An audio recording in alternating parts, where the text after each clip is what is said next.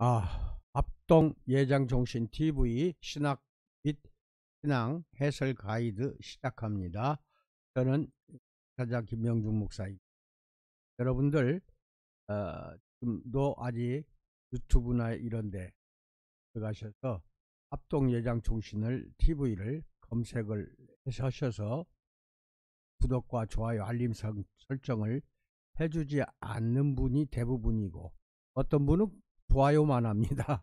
어떤 분은 구독 이것이 뭐 돈 주고 하는 줄 알고 안 하려고 해요. 돈 전혀 안 들어요. 다 무료입니다. 구독 한 번 누르시면 종만 나옵니다. 한 번 더 누르면 전체 구독해 가지고 내가 하는 거 전부 다 들을 수 있도록 종 위에 삭갓이 씌워진 것이 있습니다. 그것을 누르세요. 그것이 알림 설정입니다. 이런 좋아요는 말할 거 없고요. 이렇게 해서 여러분들 제가 지금 하는 이 내용도 그렇게 해주시면 돼요. 이것도 올려놓을 테니까. 그 다음에 카페에 가면은 우리 공동체 교회라고 다음 카페에다가 검색을 해 보십시오. 가입을 하세요. 이 가입도 무료입니다. 돈 드는 거 아닙니다.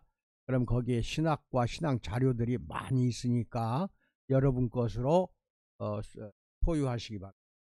그 다음에 선교 헌금은 성령이 이끄는 대로 입금을 시켜주시면 연말에 가서 반드시 보답해 드립니다. 입금시킨 다음에 저에게 전화를 하거나 문자 보내주세요. 감사합니다. 오늘은 박해에 대한 진실 혹은 거짓, 이 두 가지 진실과 거짓에 대해서, 박해에 대해서 자세히 알아보기로 합니다. 이 박해는 산상수훈을 지금 하고 있다고 그랬죠. 제가 산상수훈을 가지고 이야기를 할 테니까 잘 이해하시고 들어보시기 바랍니다.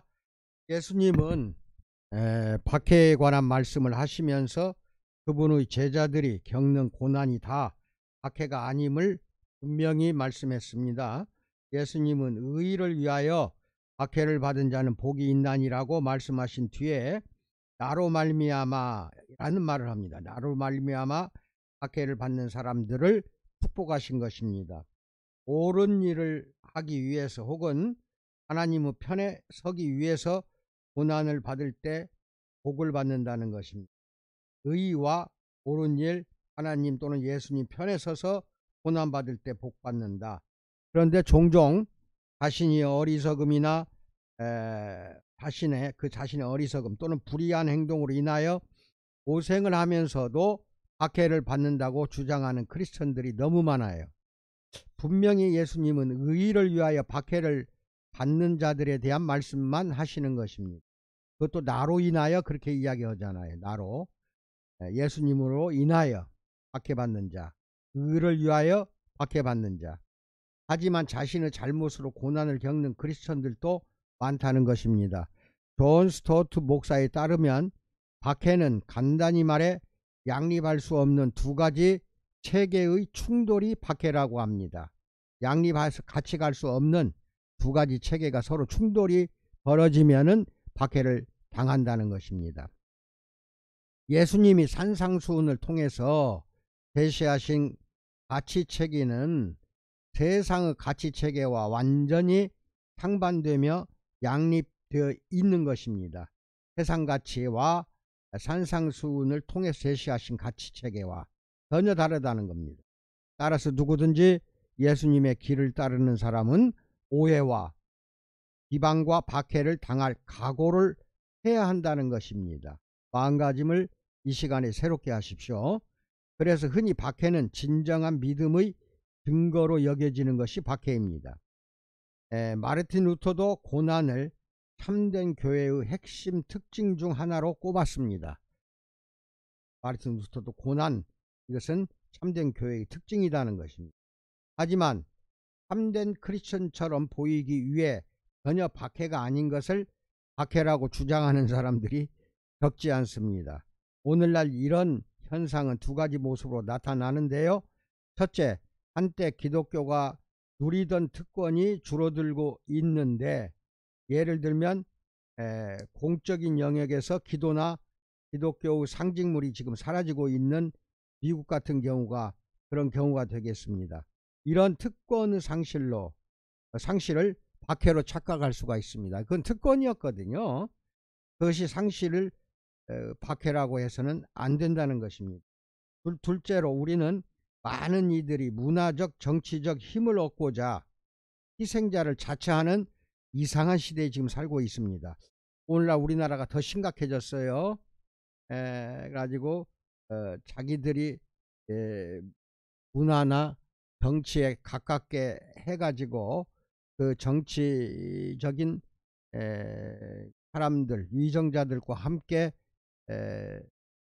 국가 정권을 무너뜨린다든지 같이 데모나 또는 이제 여러 가지 활동을 한다든지, 그래서 거기서 받는 박해가 자기한테는 희생자고, 이걸 또 순교로 알고 있어요. 정권이나 정치를 위해서 하는 것은 그 순교가 절대로 아닙니다. 그거 잘 알고 계세요. 의를 위해서 했냐는 것이고 기준을 잘 정하셔야 돼. 두 번째는 예수님으로 인하여 박해를 받았냐는 겁니다. 이게 예수님이 말하는 박해는 나로 인하여 박해를 받는 것은 복이 있다는 것입니다. 나머지는 복이 아닙니다. 그것은 어리석은 것이죠. 그래서 오늘날 박해를 받는 사람으로 보일 때 얻는 이점이 있거든요, 지금. 그래서 남들의 연민을 또는 문화적 정치적 상대들을 공격하기 위한 수단이나 자신의 불의한 태도와 행동을 정당화하기 위한 구실로 박해를 사용할 수도 있다는 것입니다. 우리는 이 두 가지 반드시 거부해야 됩니다. 박해는 크리스천들이 추구해야 할 것이 아닙니다. 이 추구하는 게 박해가 아니에요.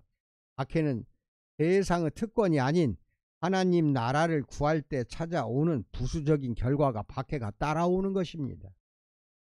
하나님 나라를 구할 때 따라오는 것이 박해예요. 베드로전서 2장 19절로 25절, 요한복음 15장 8절로 27절 꼭 읽으셔야 됩니다. 그래서 이 그림을 한번 봅시다. 그림을 보시면은 특권이 상실됐다. 이것은 박해가 아니라는 겁니다. 이걸 박해로 알면 안 된다는 것입니다. 그래서 크리스천들에 대한 처우에서 좋은 처우를 받는 미국의 크리스천들이 오늘날, 이건 우리나라도 똑같아요. 지금 미국만 예를 들었는데, 저들이 우리를 다 죽이려고 한다. 그래서 특권을 자꾸 상실하다 보니까 우리를 죽이고 고난을 주고 박해를 가한다. 이렇게 생각하는 이 박해는 아니라는 겁니다. 그 다음에 크리스천에 대한 처우가 이제 나쁜 처우에 이것이 이제 박해가 될 수가 있습니다. 세계의 크리스천들 중에서 2016년까지 역대 최악의 해가 2016년이라고 이렇게 이야기하고 있는데, 고난이 끝이 없구나. 예수로 인하여, 의로 인하여. 그래서 이제 종교의 자유도 박해를 받는다. 자유가 없이. 그래서 2억 1,500만 명, 2억 대단하죠.